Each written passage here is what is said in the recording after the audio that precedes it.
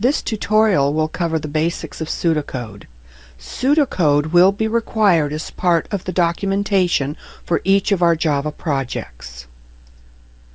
A computer program consists of a series of steps called instructions which accomplish a task. These instructions take the form of statements that are executed sequentially. It is critical that we perform our steps in the correct sequence. If we display an answer before we have calculated it, this would display useless results to our users. In this example, we are displaying the total before we calculate it, so the display will be incorrect. The order of the instructions to be executed is referred to as the flow of control of the program. The correct sequence would be to determine the total first, then display the answer to the users. There are several ways in which the flow of control is determined. The first method is called sequential processing. In sequential processing, we execute statements one after the other in the order in which they are written. Another construct we can use is called selection. Using selection, we can execute one series of statements if a condition is true, and execute different statements if a condition is false. A third construct is the method call. We can call another method to branch to and execute a series of steps before we return to our previous series of instructions. The last construct is called looping or iteration.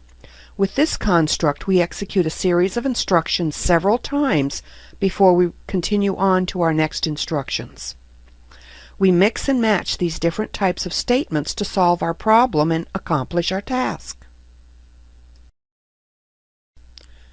One technique that can help us properly plan our program is pseudocode. Pseudocode literally means false code. It is a planning tool that allows us to design the flow of a program prior to writing the code. It consists of a series of English-like statements that describe a task or algorithm. Planning tools like pseudocode help us to properly plan our program before we actually sit down and write the code. Let's take a closer look at pseudocode examples of the four major constructs or building blocks of a program. An example of a sequence construct pseudocode to read two numbers and add them together could be input first number, input second number, add first and second numbers together and store the result in total, display total. The selection construct uses an if keyword to indicate that we will branch to one of two different sets of statements based on the value of a condition. The condition must be worded so that the answer is either true or false. An example of a selection construct pseudocode to display a different message if a number is not negative could be the following. Input a number. If the number is greater than or equal to 0, display number is positive. Else, display number is negative. Looping can be very helpful if we need to execute the same series of statements multiple times. We may want to process a series of inputted numbers until a 0 is entered. Once the 0 is entered, we want to continue on with the rest of our program statements.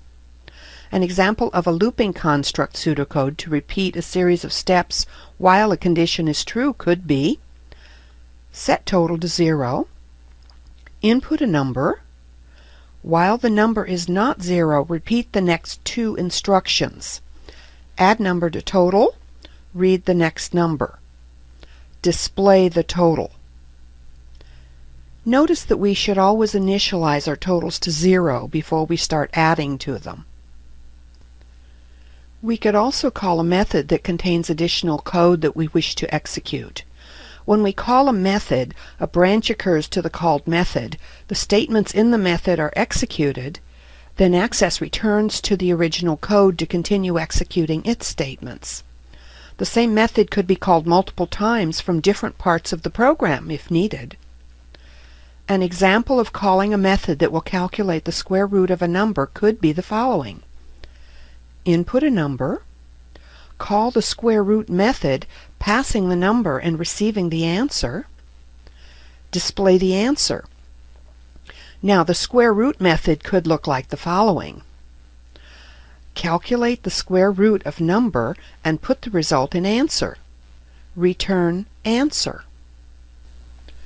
Keep in mind that we must also include the pseudocode for the called method, in this case, square root.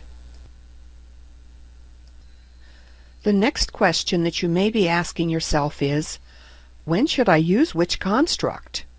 Some items to look for to help you determine if a different construct should be employed include the following. Look for possible decision points.